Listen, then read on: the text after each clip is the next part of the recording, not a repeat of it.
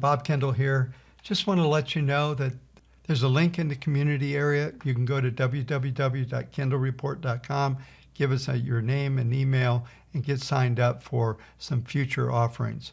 I ask if you're not an investment advisor, please do not go to the VPM Partners website and sign up a trial account. I appreciate your support. We will have offerings for everybody, so you will have access to more of my work. Thank you. Welcome everyone to the Kendall Report, where I share my 40 years of experience to help you manage your portfolios and protect your wealth. Don't forget to subscribe, like, and share these videos. Well, here we are at the end of another week, but we continue to be hovering just below the 200-day moving average. In yesterday's video, I talked about a ceiling on the market, and it appears that's exactly what's happening. I said if we don't close above the 200-day moving average today, that this could be the beginning of the end. Overnight, the futures are down over 1%. It would be interesting to see what type of activity we get when the overseas markets open tonight. I have been discussing over the last 2 months that the markets were ultimately going to have to deal with the realities of the economy. On Thursday, we saw another 2.4 million jobs lost. The jobless claims are now a total of 38.6 million people out of work. I mentioned last night, you can't buy your way out of one of these situations. It just doesn't work. People need to work. The economy needs to have cash flow. Businesses need to have cash flow, and there has to be activity. It can't be bought by some government agency or some fiat money being created to make everybody feel good. In the end, we have to get back to work, and that's not happening very fast. Even in the states that are open, there's a lot of struggles with people going back to restaurants and other types of activity that was going on before this crisis hit. Whether this crisis was manufactured or bad decisions being made, there's no getting around the effects of what are about to happen. The economy is still on the edge of collapse regardless of the Fed money. Don't fight the Fed. You can do that mantra all day long, but this is a very special situation.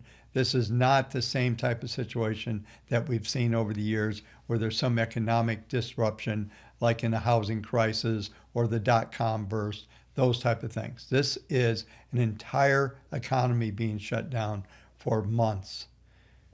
There are still major economies that are not open, and it doesn't look like they're going to open anytime soon, even though they're talking a good game right now of getting back online. Further signs of the deterioration were existing home sales being down 17%. I've seen other places where seeing some numbers down as much as 30. This stuff just doesn't come back. People don't have income to buy new houses. They don't have income to move and to do these things right now. Roughly 40% of all the people that have lost their jobs, those jobs aren't even going to come back. There's going to be a rebuilding process. Ultimately, there will be economics to deal with. There still is a lot of carnage to see, and there's a lot of reality to recognize as these markets go forward. There's no way to escape this. We're at that tipping point. If we can't get a close today over the 200-day moving average, then we're going to start to decline down to support levels that I'll cover in the technical section. Let's go ahead and take a look at the charts and see what they're telling us for the end of the week. Well, looking at the S&P futures, we're seeing this thick black line at the top. This is the ceiling of the market. It's the 200-day moving average. It appears that this level is going to be the end all. You began approaching this level around the 20th of April, and we've continued to struggle and flatten out here. This market's getting very heavy. PPMs are starting to roll over. And if you look at the matrix, which is on the screen right now, this is the market grid for the futures for tonight and all the way through tomorrow's. See, S1 is 2019. So far, we've been down to 2010. 2802 is S2, S3 is 2786, and the STX, which is the extreme, is 2772. I suspect that we'll be lucky if we get to the 2848, which is R1. As I've talked to you about before, these numbers are significant. When you're in a downtrend, which it appears we have been for the last 2 days, we're at least going to get one more day down, and depending on where we close today, next week could be pretty brutal. When you're in these downtrends, you're going to see an R1 as the high of the market for the day, and S2 is typically going to be the bottom.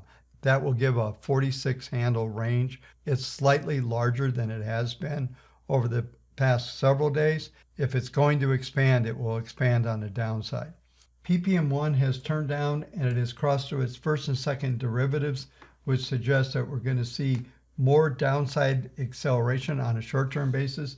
PPM2 is at 0.23, so it's at trend level, and this suggests that the support line at the 21 could hold today. I'll go through that here in just a second, but you can also see PPM3 has now crossed through the green line, which is the first derivative. I've been talking about over the last several weeks how the upward slope of PPM3 has been one of the positives in this market.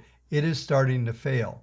We're seeing this consolidation at these levels really start to cause some major momentum loss, setting up potential for declines at least down 28.20, possibly down to 27.90 in the next several days. The weekly chart, as I discussed over the last several days, continues to suggest this very broad trading range between a high of 3,014 and the low of 2679. But there's some significant numbers in this grid, and this will be good just for today. On Monday, I will have new numbers on a weekly basis.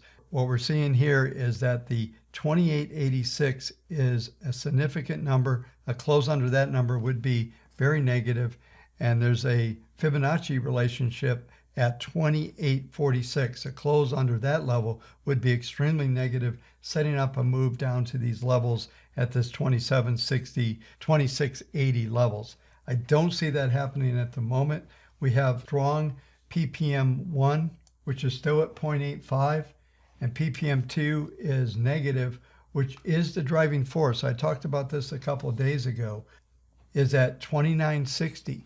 And a close above that would be helpful today if we can get a rally. It doesn't look like that's going to be in the cards, at least not at the moment. It's a little early to tell, but there's no news. There's nothing that's going to come out today that's likely to stimulate the market unless they can come up with another vaccine story. Outside of that, this market's going to stay under pressure here, see us move back down toward the bottom of the range. My expectation is that we could see a penetration of the 2900 level. If that happens, then 2896 will be the next stop.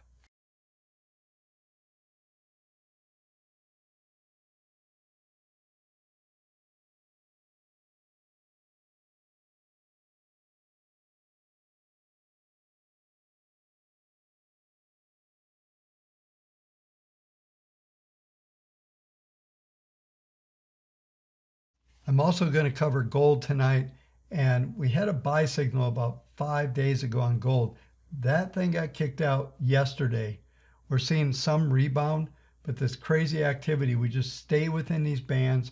We're staying in resistance, even though we've continued to remain above that 1737 level. We're now back below that level, which has triggered an exit, and the PPMs remain very mixed. So I had advertised about a week ago that I thought gold was ready to take off.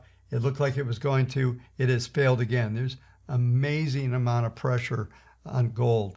Everybody tells you there's no gold around. There seems to be a lot of gold around, at least the paper kind. Quick look at the weekly chart. This illustrates this formation here that's forming is still bullish. We still have some very strong PPM numbers, though the underlying trends are still positive, but we can't seem to break out of this range that we've been in. And the gold range right now is high end 1835, 1708 is this broad range that we're in, and we're trading toward the bottom end of that range right now. So we could see some rebound next week, but the bottom line is this thing just can't get out of its own way, and there appears to be a lot of supply in this market. This will complete the video. Have a great day trading. We'll talk to you on Sunday night.